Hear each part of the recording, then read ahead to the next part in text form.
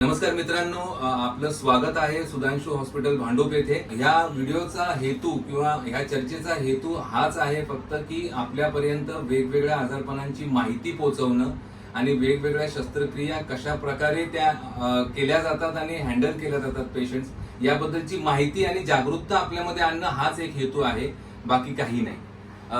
आपल्या सोबत आज इथे आहेत डॉक्टर साई प्रसाद डोंगा, जे जनरल सर्जन आहेत, शल्यचिकित्सक आहेत आणि खूप प्रदीर्घ अनुभव त्यांच्या मागे त्यांच्यापाशी आहे. या शस्त्रक्रियांच्या बद्दल लॅप्रोस्कोपिक सर्जनही आहे ते.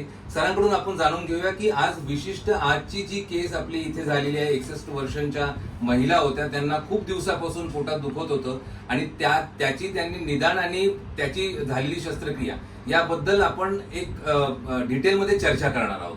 सर, मोस्ट वेलकम सुधांशू हॉस्पिटलच्या एज्युकेशनल व्हिडिओजमध्ये. कसं सर, आजची जी पर्टिक्युलर केस होती त्या केस बद्दल तुम्ही काय सांगाल?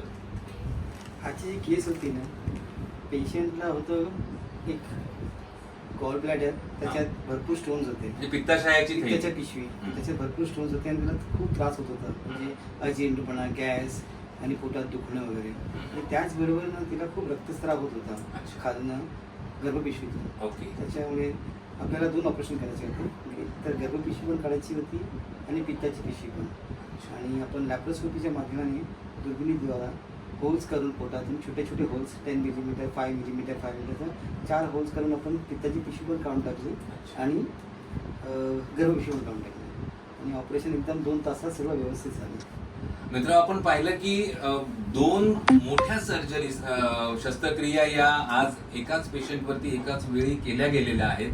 त्याच्यामध्ये पहिली शस्त्रक्रिया जी होती ती लॅप्रोस्कोपीने म्हणजे दुर्बिणीतून केलेली ही पित्ताशयाच्या थैलीची, त्याच्यामध्ये झालेली जी ज्याला स्टोन्स आपण म्हणतो ती शस्त्रक्रिया सुरुवातीला लॅप्रोस्कोपीने झाली आणि त्याच्यानंतर गर्भाशयाची पिशवी काढण्याची शस्त्रक्रिया ही पार पडलेली आहे.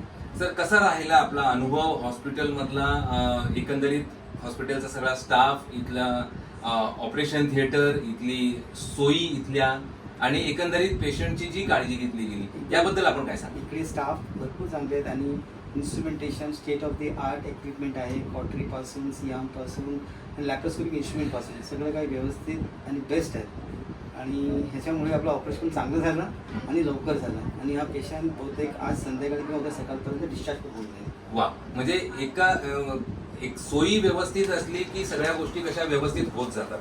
सर, लॅप्रोस्कोपिक सर्जरी बद्दल जे आज खूप साधारण बोललं जातं एकंदरीत जनरली की शस्त्रक्रिया केल्यानंतर 24 तासाच्या आत आपण पेशंट डिस्चार्ज करतो, तुम्ही सांगितलं. त्याच्याबद्दल डे केअर सर्जरी म्हणतो आपण. डे केअर म्हणजे सकाळी ऍडमिट करायचं, उपाशी पोटी आल्यानंतर आम्ही पेशंट इव्हॅल्युएट करून ऑपरेशन करतो. ऑपरेशन करून संध्याकाळपर्यंत पेशंट व्यवस्थित असतो, जेवण वगैरे करायला लागतो, उठून फिरायला लागतो, पेन ऑलमोस्ट नील असतं आणि बाय इव्हनिंग आम्ही त्यांना डिस्चार्ज करून टाकतो. तर डिस्चार्ज लवकर होतो हा एक फायदा लॅप्रोस्कोपीचा आहे, म्हणजे त्याच्यामध्ये रक्तस्राव कमी होतो, की होल सर्जरी असते ती, आणि एकंदरीत पेशंटला होणारा त्रास अतिशय कमी होतो. त्यामुळे पेशंट कॉम्प्लायन्स म्हणजे पेशंटला कळत पण नाही की त्यांचं ऑपरेशन झालं. आणि स्कार म्हणजे दिसायला पण दिसत नाही स्कार, कॉस्मेटिकली पण ते खूप चांगलं आणि पेन अजिबात नसतं पेशंटला.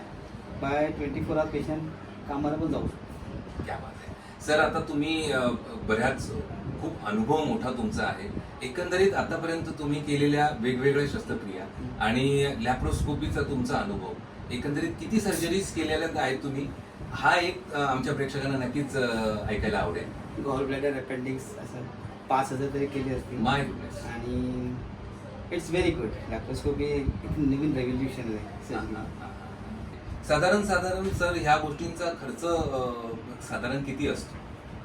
म्हणजे एक दुर्बिणीतून म्हटलं की असं एक साधारण लोकांचा समज आहे की ही खूप खर्चिक बाब आहे, तर असं काही आहे का? असं नाही आहे. म्हणजे आजकाल एक मेजर ऑपरेशन करताना पण एक 50,000 पर्यंत तरी होतोच.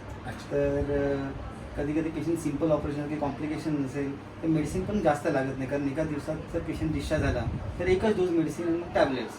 तर मेडिसिन तर जास्त खर्च नाही. इंजेक्शन अगदी एका दिवसापूर्वी द्यावे लागतात, नंतर फक्त टॅबलेट. इक्विपमेंट तर हॉस्पिटलमध्ये आहेतच. तर पेशंटला फक्त एक डोस मेडिसिनचा खर्च लागतो आणि हॉस्पिटलचा जे काही खर्च असेल तर युजली 50,000 मध्ये होऊन जातो. आणि अजूनही काही सामाजिक संस्थांची मदत घेऊन आपल्याला त्या दृष्टिकोनातूनही विचार करता येतो बऱ्याच वेळा. मित्रांनो, आपण पाहिलं की सुधांशू हॉस्पिटल भांडूप येथे ही शस्त्रक्रिया पार पडलेली आहे. डॉक्टर जितेंद्र पवार यांच्या एकंदरीत देखरेखीखाली हे हॉस्पिटल चालतं आणि त्यातून लांबून लांबून काही निष्णात असे डॉक्टर स्पेशालिस्ट आपल्याकडे येतात. पेशंटची व्यवस्थित काळजी घेतली जाते.